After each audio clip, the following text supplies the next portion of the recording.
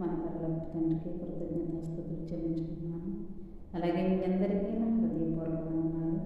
ఆదికాండం 12వ అధ్యాయం 1వ వచనం నుంచి 20వ వచనం వరకు ఆఖరి వచనం వరకు చదువుకుందాం. యెహోవా, నీవు లేచి నీ దేశం నుండి, నీ బంధువుల యొద్ద నుండి, నీ తండ్రి ఇంటి నుండి బయలుదేరి నేను నీకు చూపించే దేశమునకు వెళ్ళుము. నిన్ను గొప్ప జనముగా చేసి నేను ఆశీర్వదించి నీ నామమును గొప్ప చేయలేను. నీవు ఆశీర్వాదంగా నుండు. నిన్ను ఆశీర్వదించు వారిని ఆశీర్వదించదను, నిన్ను దూషించు వారిని శపించదను. భూమి యొక్క సమస్త వంశంలో నీ యందు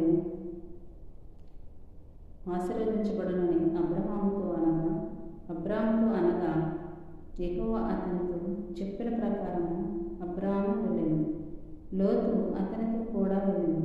అబ్రాము హారానుకు బయలుదేరినప్పుడు 75 ఏళ్ళు ఈడుగలవాడు.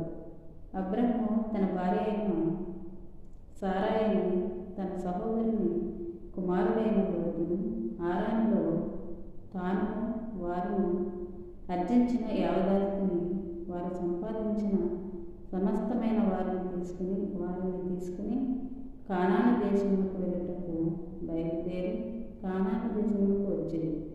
అప్పుడు అబ్రాము షేకెమునందలి ఒక స్థలము దాకా ఆ దేశ సంచారం చేసి మోరే దగ్గర ఉన్న సింధూర వృక్షము వద్దకు చేరిను. అప్పుడు కానానీయులు ఆ దేశంలో నివసించింది. యెహోవా అబ్రామును ప్రత్యక్షమై నీ సంతానమును ఈ దేశం ఇచ్చితనని చెప్పగా, అతడు తనకు ప్రత్యక్షమైన యెహోవాకు ఒక బలిపీఠము కట్టెను.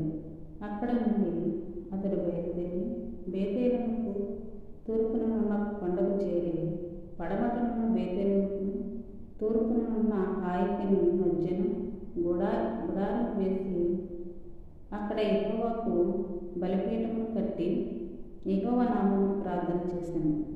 అబ్రాము ఇంకా ప్రయాణం చేస్తూ దక్షిణ దిక్కుకు వెళ్ళాను. అప్పుడు ఆ దేశంలో కరువు వచ్చింది. ఆ దేశంలో కరువు భారంగా ఉన్నందున అబ్రాము ఐగుప్తు దేశంలో నివసించుటకు అక్కడికి వెళ్ళాను.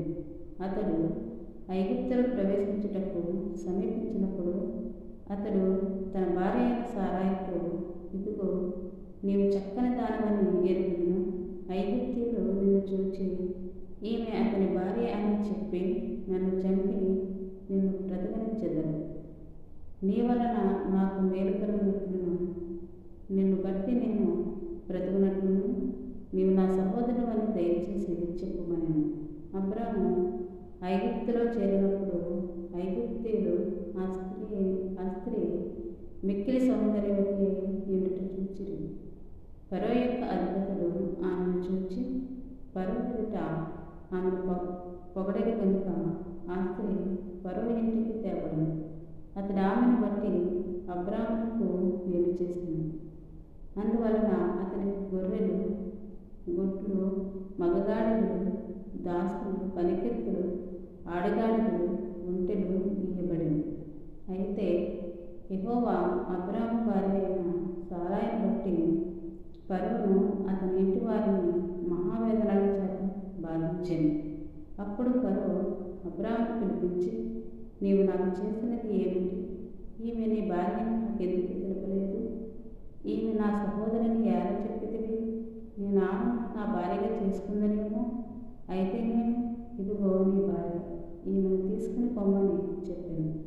మరియు ఫరో అతని విషయము తన జనులకు ఆజ్ఞాపించినందున వారు అతనిని, అతని భార్యను, అతనికి కలిగిన సమస్తమును పంపివేసిరి.